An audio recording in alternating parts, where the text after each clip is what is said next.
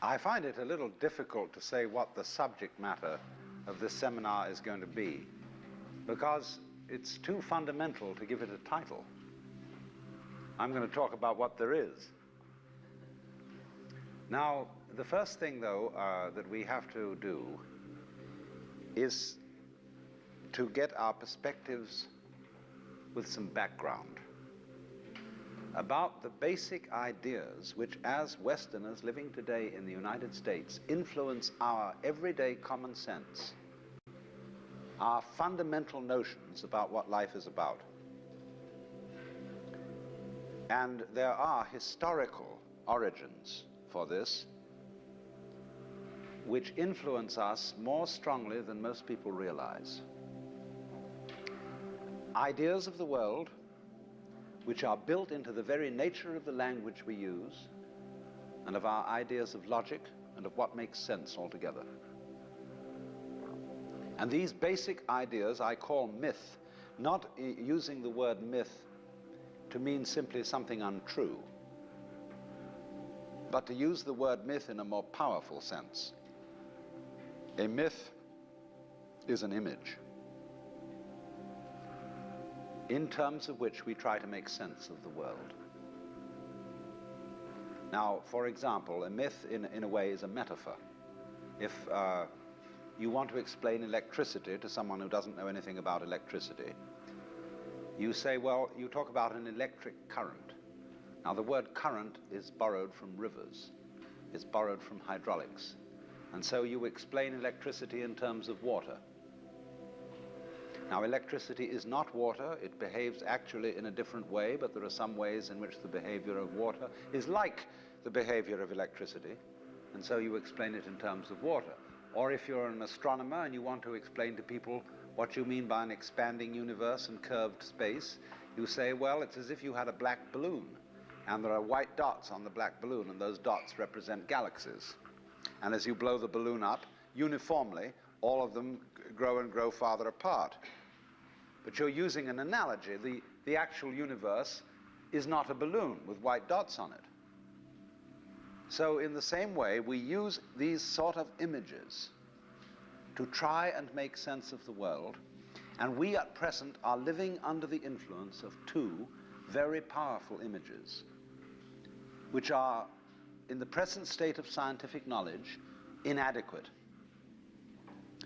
And one of our major problems today is to find an adequate, satisfying image of the world. Well, that's what I'm going to talk about. And I'm going to go further than that, not only what image of the world to have, but how we can get our sensations and our feelings in accordance with the most sensible image of the world that we can manage to conceive. All right, now, the two images which we have been working under for 2,000 years and maybe more are what I would call two models of the universe, and the first is called the ceramic model, and the second, the fully automatic model. The ceramic model of the universe is based on the book of Genesis, from which Judaism, Islam, and Christianity derive their basic picture of the world. And the image of the world in the book of Genesis is that the world is an artifact. It is made. As a potter takes clay and forms pots out of it, or as a carpenter takes wood and makes tables and chairs out of it. Don't forget, Jesus is the son of a carpenter, and also the Son of God. So the image of God and of the world is based on the idea of God as a technician, potter, carpenter, architect, who has in mind a plan and who fashions the universe in accordance with that plan. So basic to this image of the world is the notion, you see, that the world consists of stuff, basically. Primordial matter, substance, stuff, as pots are made of clay. Now, clay by itself has no intelligence. Clay does not of itself become a pot, although a good potter may think otherwise. Because if you were a really good potter, you don't impose your will on the clay. You ask any given lump of clay what it wants to become, and you help it to do that. And then you become a genius. But the ordinary idea I'm talking about is that simply clay is unintelligent. It's just stuff. And the potter imposes his will on it and makes it become whatever he wants. And so in the book of Genesis, the Lord God creates Adam out of the dust of the earth. In other words, he makes a clay figurine, and then he breathes into it, and it becomes alive, because the clay becomes informed. By itself, it is formless. It has no intelligence, and therefore it requires an external intelligence and an external energy to bring it to life and to put some sense into it. And so in this way, we inherit a conception of ourselves as being artifacts, as being made, and it is perfectly natural in our culture for a child to ask its mother, how was I made? Or who made me? And this is a very, very powerful idea, but for example, it is not shared by the Chinese or by the Hindus. A Chinese child would not ask its mother, how was I made? A Chinese child might ask its mother, how did I grow? Which is an entirely different procedure from making. You see, when you make something, you put it together, you arrange parts, or you work from the outside to the in, as a sculptor works on a stone, or as the potter works on clay. But when you watch something growing, it works in exactly the opposite direction. It works from the inside to the outside. It expands, it burgeons, it blossoms, and it happens all over itself at once. In other words, the original simple form, say, of a living cell in the womb, progressively complicates itself. And that's the growing process, and it's quite different from the making process. But we have thought historically, you see, of the world as something made the idea being that trees, for example, are constructions, just as tables and houses are constructions. And so there is, for that reason, a fundamental difference between the made and the maker. And this image, this ceramic model of the universe, originated in cultures where the form of government was monarchical, and where, therefore, the maker of the universe was conceived also at the same time in the image of the king of the universe. King of kings, Lord of lords, the only ruler of princes, who dost from thy throne behold all dwellers upon earth. I'm quoting the Book of Common Prayer. And so all those people who are oriented to the universe in that way feel related to basic reality as a subject to a king. And so they are on very, very humble terms in relation to whatever it is that works all this thing. I find it odd in the United States that people who are citizens of a republic have a monarchical theory of the universe, because we are carrying over from very ancient Near Eastern cultures the notion that the Lord of the universe must be respected in a certain way. People kneel, people bow, people prostrate themselves. Because, and you know what the reason for all that is, that nobody is more frightened of everybody else than a tyrant. He sits with his back to the wall, and his guards on either side of him. And he has you face downwards on the ground because you can't use weapons that way. When you come into his presence, you don't stand up and face him because you might attack. And he has reason to fear that you might, because he's ruling you all. And the man who rules you all is the biggest crook in the bunch, because he's the one who's succeeded in crime. The other people are pushed aside because the criminals, the people we lock up in jail, are simply the people who didn't make it. So naturally, the real boss sits with his back to the wall and his henchmen on either side of him. And so when you design a church, what does it look like?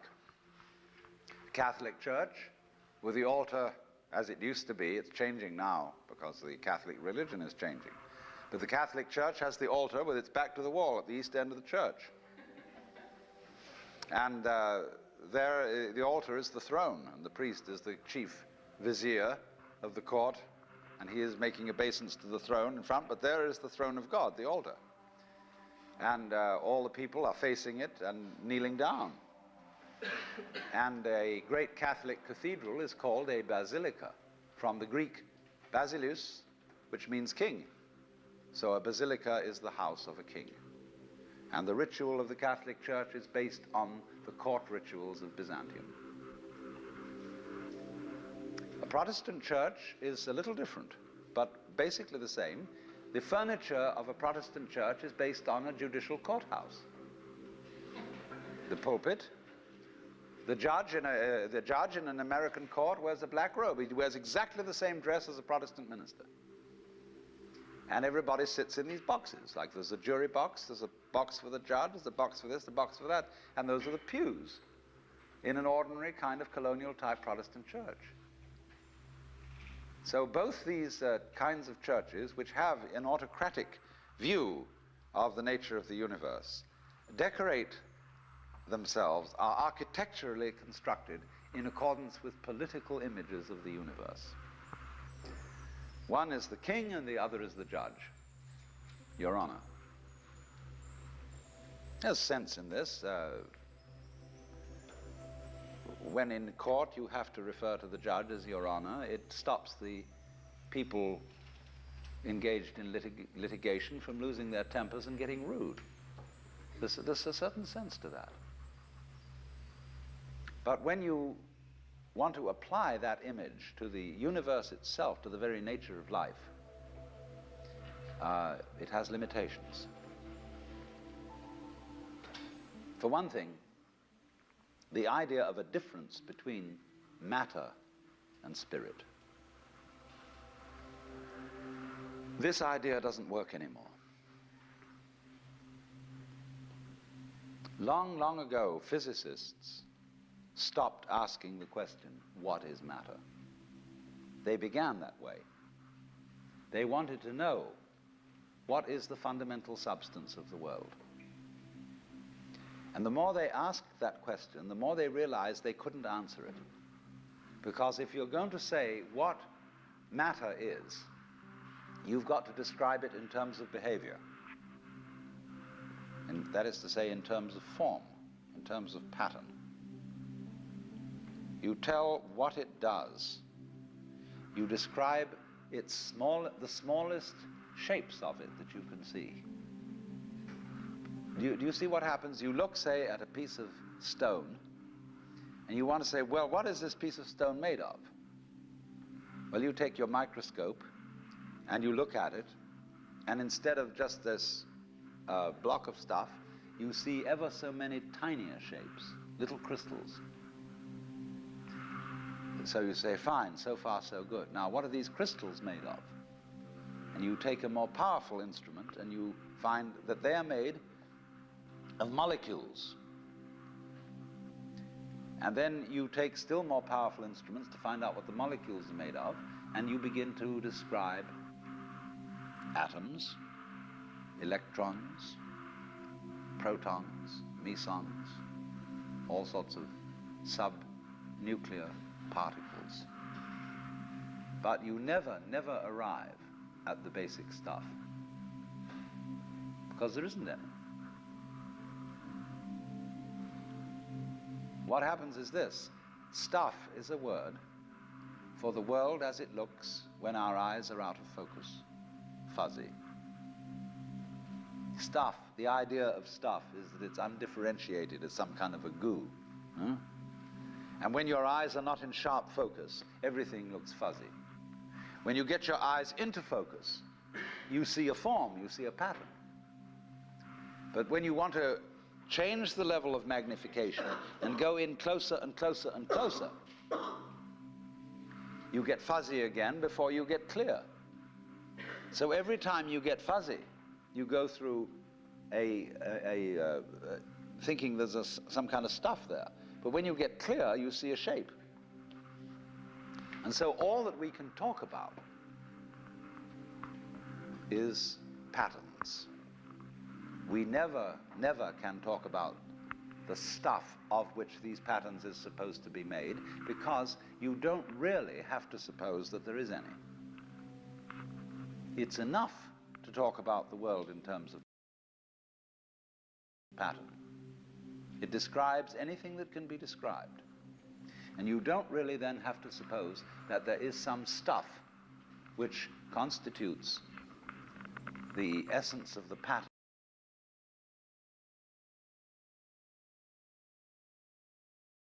in the same way that clay constitutes the essence of pots. Clay, and so for this reason, you don't really have to suppose that the world is some kind of helpless, passive, unintelligent junk which an outside agency has to inform and make it into intelligent shapes.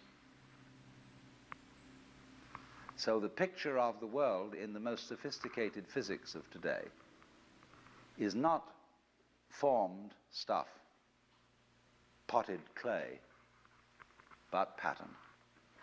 A self-moving, self-designing pattern, a dance. And we haven't yet, our common sense as individuals hasn't yet caught up with this. Well, now,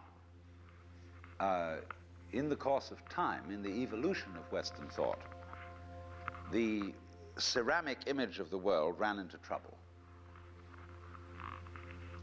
and changed into what I call the fully automatic model or image of the world.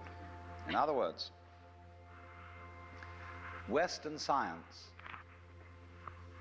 was based on the idea that there are laws of nature. And it got that idea from Judaism and Christianity and Islam. That, in other words, the potter, the maker of the world, in the beginning of things, laid down the laws. And the law of God, which is also the law of nature, is called the Logos. And in Christianity, the Logos is the second person of the Trinity, incarnate as Jesus Christ, who thereby is the perfect exemplar of the divine law.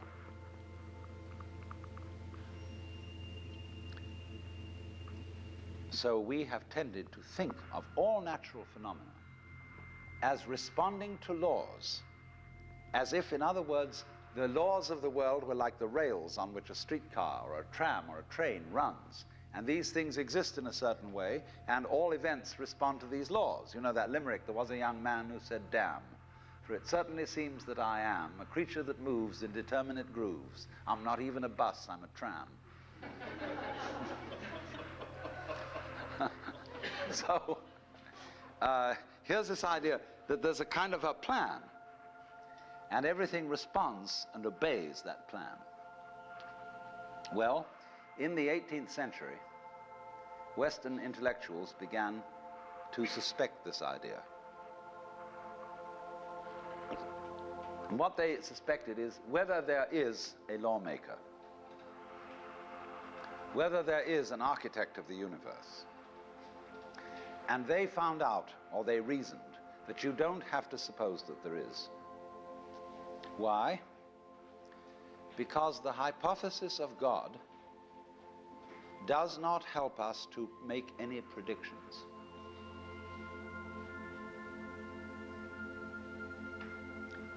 Nor does it, in other words, let's put it this way. If the business of science is to make predictions about what's going to happen, science is essentially prophecy. What's going to happen? By studying the behavior of the past and describing it carefully, we can make predictions about what's going to happen in the future. That's really the whole of science. And to do this, and to make successful predictions, you do not need God as a hypothesis,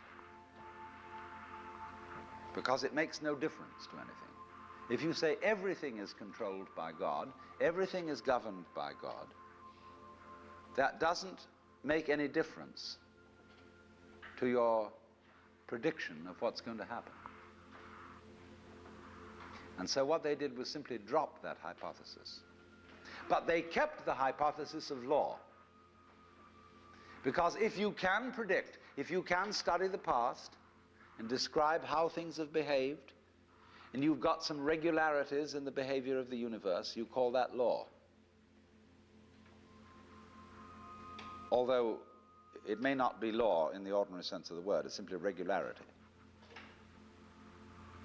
And so what they did was they got rid of the lawmaker and kept the law.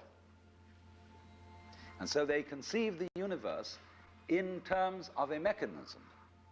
Something, in other words, that is functioning according to regular, clock-like mechanical principles. Newton's whole image of the world is based on billiards. The atoms are billiard balls, and they bang each other around. And so your behavior, every individual therefore is defined as a very, very complex arrangement of billiard balls being banged around by everything else.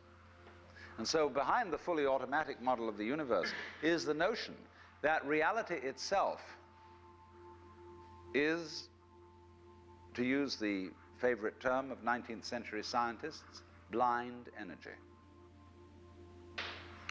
In, say, the metaphysics of Ernst Haeckel and T.H. Huxley, The world is basically nothing but energy. Blind, unintelligent force. And likewise, in parallel to this, in the philosophy of Freud, the basic psychological energy is libido, which is blind lust. And it is only a fluke. It is only as a result of pure chances that, resulting from the exuberance of this energy, there are people with values, with reason, with languages, with cultures, and with love. Just a fluke. Like, 1,000 monkeys typing 1,000 typewriters for 1,000,000 years will eventually type the Encyclopedia Britannica. And of course, the moment they stop typing the Encyclopedia Britannica, they will relapse into nonsense. And so in order that that shall not happen, because you and I are flukes in this cosmos, and we like our way of life, we like being human, if we want to keep it, say these people, we've got to fight nature, because it'll turn us back into nonsense the moment we let it. And so we've got to impose our will upon this world as if we were something completely alien to it from outside. And so we get a culture based on the idea of the war between man and nature. And we talk about the conquest of space, the conquest of Everest. And the great symbols of our culture are the rocket and the bulldozer. The rocket.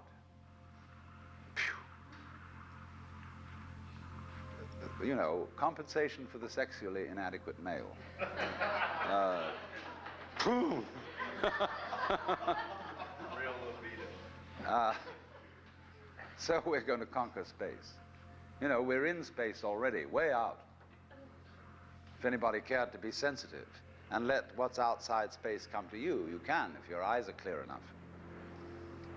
Aided by telescopes, aided by radio astronomy, aided by all the kind of sensitive instruments we can devise. We're as far out in space as we're ever going to get. But, sensitivity isn't the pitch.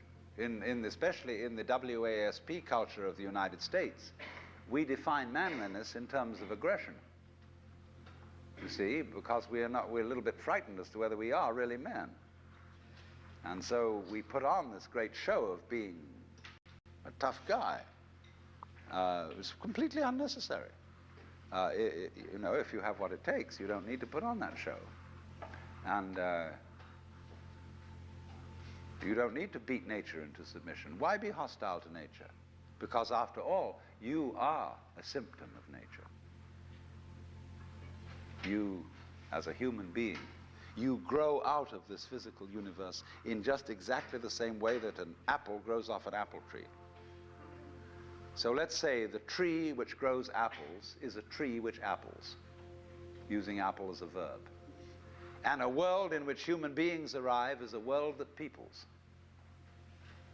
And so the existence of people is symptomatic of the kind of universe we live in. You, as a human being, you grow out of this physical universe in just exactly the same way that an apple grows off an apple tree. So let's say the tree which grows apples is a tree which apples, using apple as a verb. And a world in which human beings arrive is a world that peoples. And so the existence of people is symptomatic of the kind of universe we live in. Just as spots on somebody's skin are symptomatic of chickenpox. Just as hair on a head is symptomatic of what's going on in the organism. But we have been brought up by reason of our two great myths, the ceramic and the fully automatic, not to feel that we belong in the world. So our popular speech reflects it. We say, I came into this world. You didn't. You came out of it. We say, face facts. We talk about encounters with reality. as if it was a head-on meeting of completely alien agencies, and the average person has the sensation that he is a somewhat that exists inside a bag of skin, the center of consciousness, which looks out at this thing, and what the hell is it going to do to me? You see? I recognize you. You kind of look like me, and I've seen myself in a mirror, and you look like you might be people.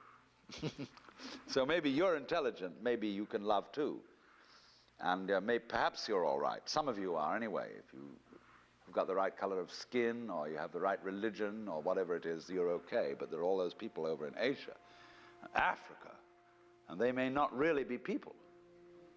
When you want to destroy someone, you always define them as unpeople. So, but we have this hostility to the external world because of the superstition, the myth, the absolutely unfounded theory that you yourself exist only inside your skin. Now, I want to propose another idea altogether. You know, there are astronomers. There's two great theories going on in astronomy about the origination of the universe. One is called the explosion theory, and the other is called the steady state theory. The steady state people say there never was a time when the world began. It's always expanding, yes, but always as a result of free hydrogen in space. With the free hydrogen coagulates and makes new galaxies. But the other people say there was a primordial explosion, an enormous bang millions of years ago, billions of years ago, which flung all the galaxies into space. Well, let's take that just for the sake of argument and say that was the way it happened. It's like you took a bottle of ink and you threw it at a wall. Smash, and all that ink spreads. And in the middle, it's dense, isn't it? And as it gets out on the edge, the little droplets are finer and finer and make more complicated patterns. See? So in the same way, there was a big bang in the beginning of things, and it spread. And you and I, sitting here in this room, as complicated human beings, are way, way out on the fringe of that bang. We're the complicated little patterns on the end of it. Very interesting. But so we define ourselves as being only that. If you think that you are only inside your skin, you define yourself as one very complicated little curlicue, way out on the edge of that explosion, way out in space and way out in time. Billions of years ago, you were a big bang. But now you're a complicated human being. And then we cut ourselves off like this and don't feel that we're still the Big Bang. But you are. Depends how you define yourself. You are actually, if this is the way things started, if there was a Big Bang in the beginning, you're not something that is a result of the Big Bang. You're not something that is a sort of puppet on the end of the process. You are still the process. You are the Big Bang, the original force of the universe, coming on as whoever you are. See, when I meet you, I see not just what you define yourself as, Mr. So-and-so, Miss So-and-so, Mrs. So-and-so. I see every one of you as the primordial energy of the universe coming on at me in this particular way. I know I'm that too. But we've learned to define ourselves as separate from it. And so what I would call a kind of a basic problem we've got to go through first is to understand that there are no such things as things. That is to say, separate things or separate events. That is only a way of talking. And if you can understand this, you're going to have no further problems. I once asked a group of high school children, what do you mean by a thing? And first of all, they gave me all sorts of synonyms. They said it's an object, which is simply another word for a thing. It doesn't tell you anything about what you mean by a thing. And finally, a very smart girl from Italy who was in the group said a thing is a noun. And she was quite right. A noun isn't a part of nature, it's a part of speech. There are no nouns in the physical world. There are no separate things in the physical world either. See, the physical world is wiggly. It's something like this.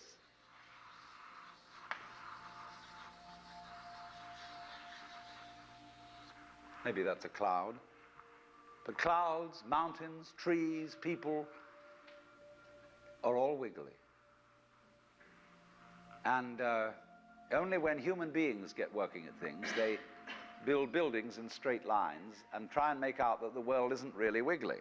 But here are we sitting in this room all built on straight lines, but each one of us is as wiggly as all get out. Now then, when you want to get control of something that wiggles, it's pretty difficult, isn't it?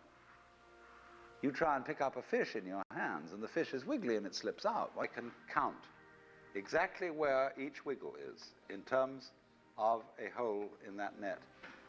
And that's the beginning of calculus, the art of measuring the world. But in order to do that, I've got to break up the wiggle into bits. And I've got to call this a specific bit, and this the next bit of the wiggle, and this the next bit, and this the next bit of the wiggle. And so these bits are things or events. Bits of wiggles, which I mark out in order to talk about the wiggle, in order to measure it, and therefore in order to control it. But in nature, in fact, in the physical world, the wiggle isn't bitted. Like you don't get a cut-up fryer out of an egg. But you have to cut the chicken up in order to eat it. You bite it. But it doesn't come bitten. So the world doesn't come thinged. It doesn't come evented. You and I are all as much continuous with the physical universe as a wave is continuous with the ocean. The ocean waves, and the universe peoples. And as the wave, I wave at you and say, you! The world is waving at you, at me with you, and saying, hi, I'm here. But our consciousness, the way we feel and sense our existence, being based on a myth that we are made, that we are parts, that we are things, our consciousness has been influenced so that each one of us does not feel that. We feel we have been hypnotized, literally hypnotized, by social convention into feeling and sensing that we exist only inside our skins. That we are not the original bang, but just something out on the end of it. And therefore we are scared stiff. Because my wave is going to disappear. And I'm going to die. And that would be awful.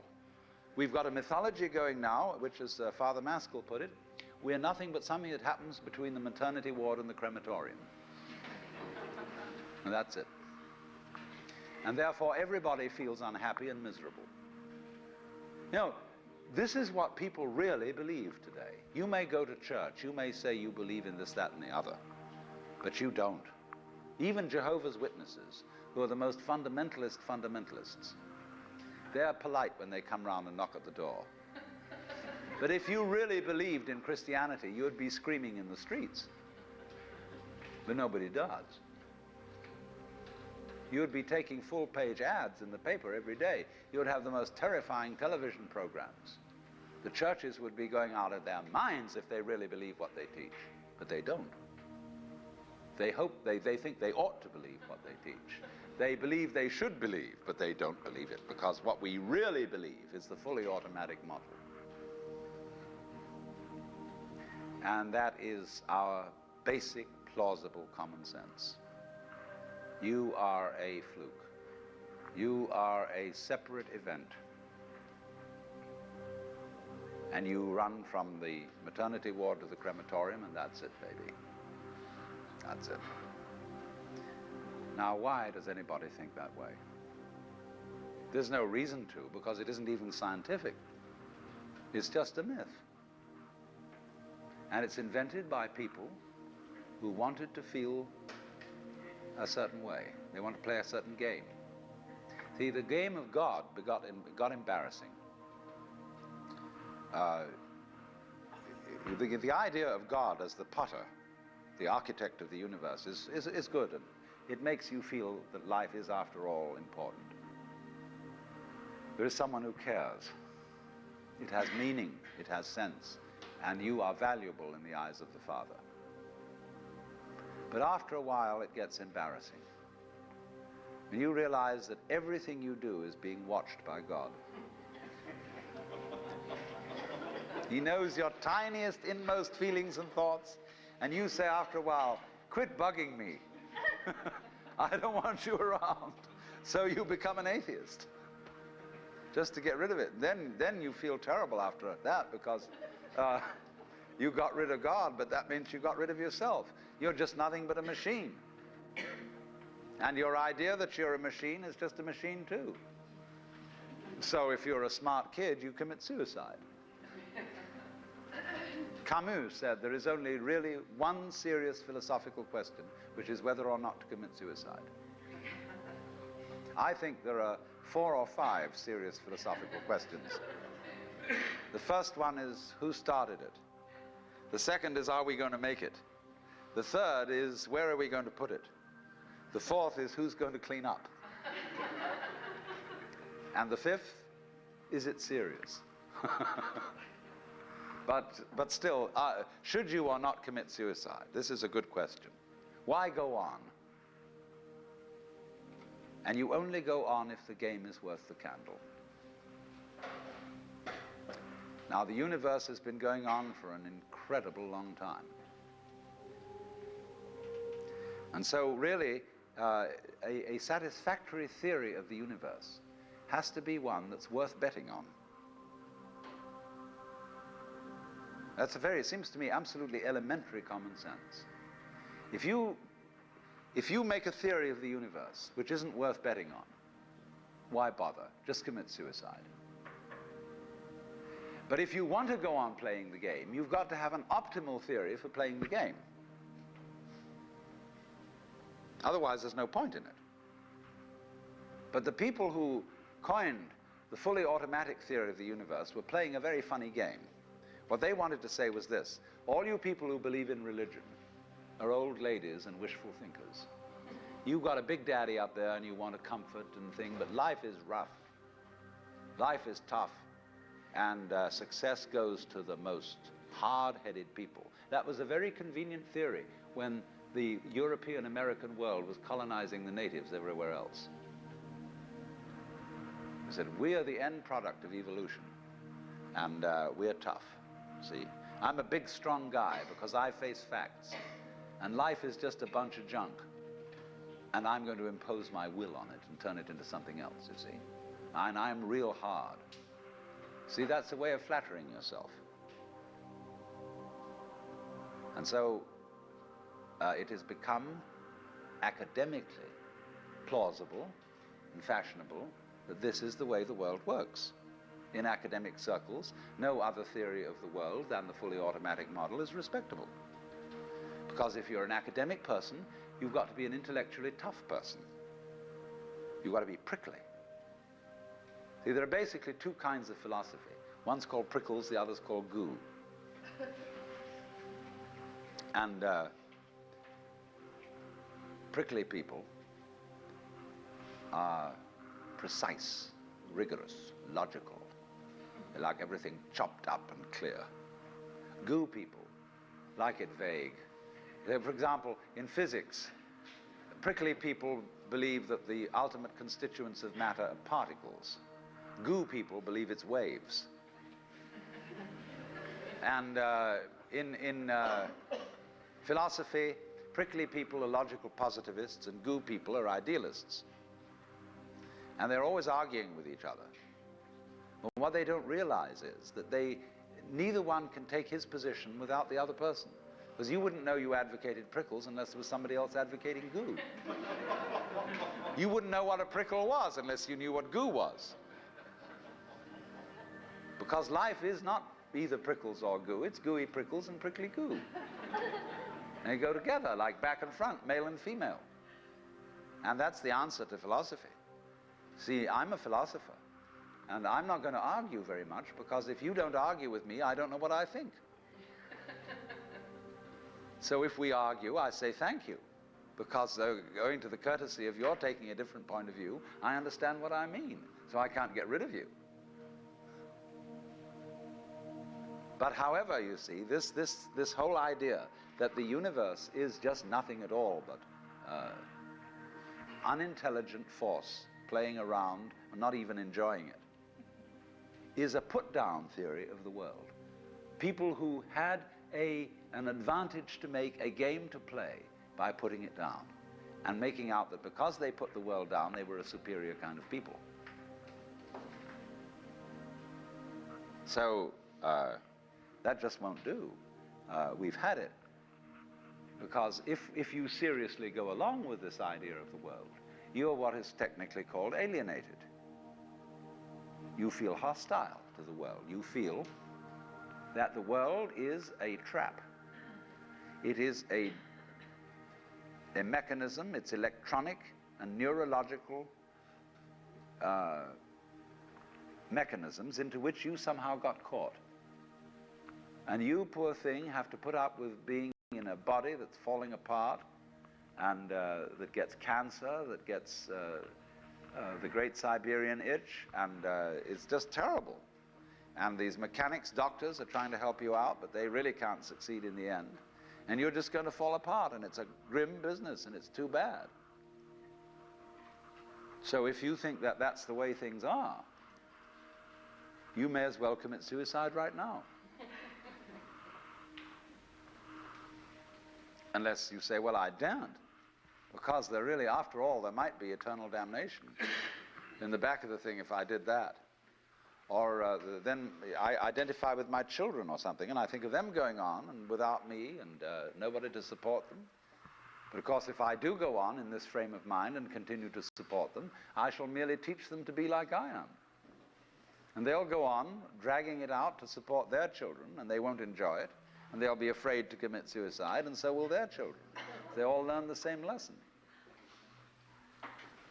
So you see, all I'm trying to say is that the basic common sense about the nature of the world that is influencing most people in the United States today, the fully automatic model, is simply a myth.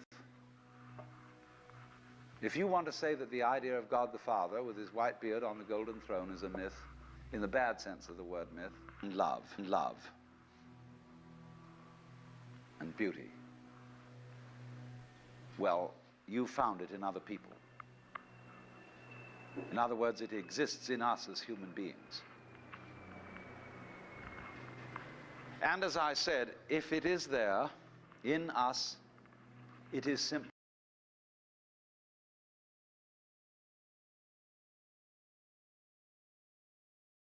symptomatic of the scheme of things. We are as symptomatic of the scheme of things as the apples are symptomatic of the apple tree or the rose of the rose bush.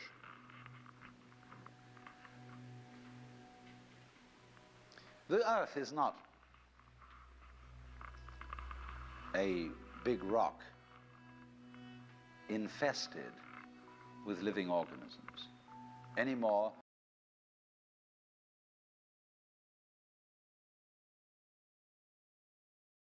than your skeleton is bones infested with cells.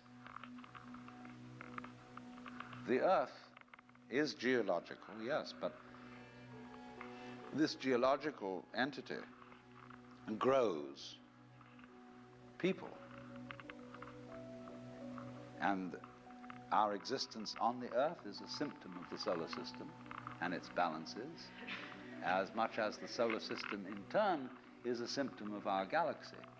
And our galaxy in its turn is a symptom of the whole company of galaxies.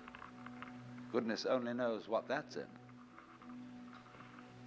But you see, when as a scientist you describe the behavior of a living organism, you try to say what a person does. It's the only way in which you can describe what a person is. Describe what they do. Then you find out that in making this description, you cannot confine yourself to what happens inside the skin.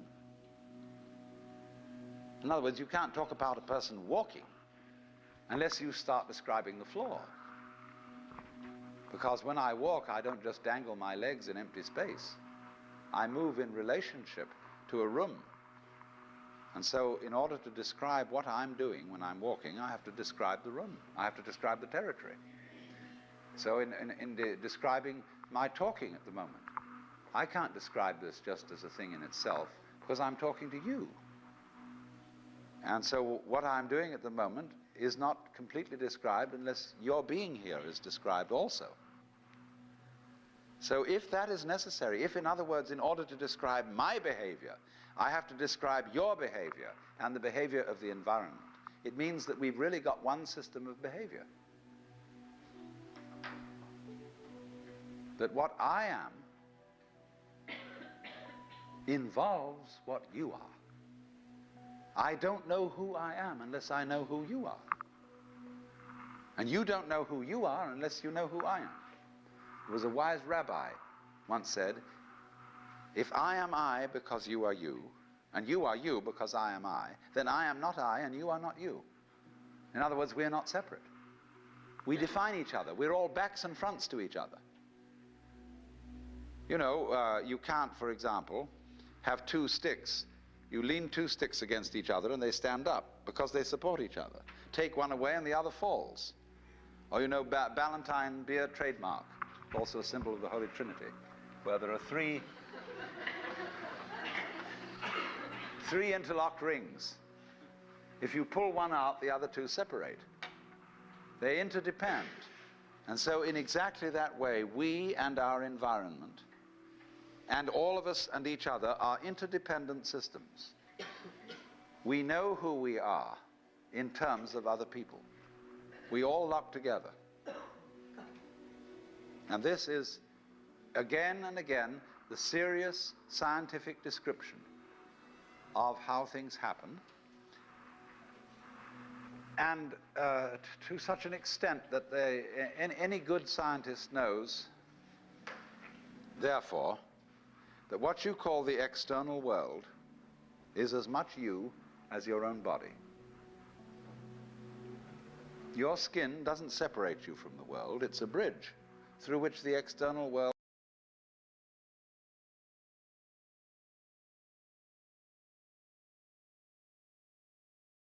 flows into you, and you flow into it.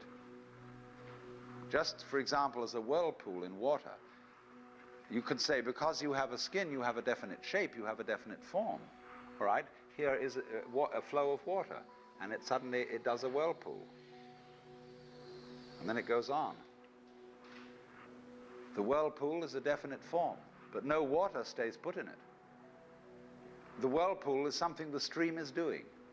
And exactly the same way, the whole universe is doing each one of us. And I see you today, and I recognize you tomorrow, just as I would recognize a whirlpool in a stream. I'd say, oh yes, I've seen that whirlpool before. It's just near so-and-so's house on the edge of the river, and it's always there. So in the same way, when I meet you tomorrow, I recognize you, you're the same whirlpool you were yesterday. But you're moving. The whole world is moving through you. All the cosmic rays, all the food you're eating, the stream of steaks and milk and eggs and everything is just flowing right through you. When you're wiggling the same way, the world is wiggling, the stream is wiggling you. But the problem is, you see, we haven't been taught to feel that way. The myths underlying our culture and underlying our common sense have not taught us to feel identical with the universe, but only parts of it, only in it, only confronting it, aliens. And we are, I think, quite urgently in need of coming to feel that we are the eternal universe, each one of us. Otherwise, we're going to go out of our heads. We're going to commit suicide, collectively, with courtesy of H-bombs. And, all right, supposing we do, well, that will be that, and it'll be life making experiments on other galaxies. Maybe they'll find a better game.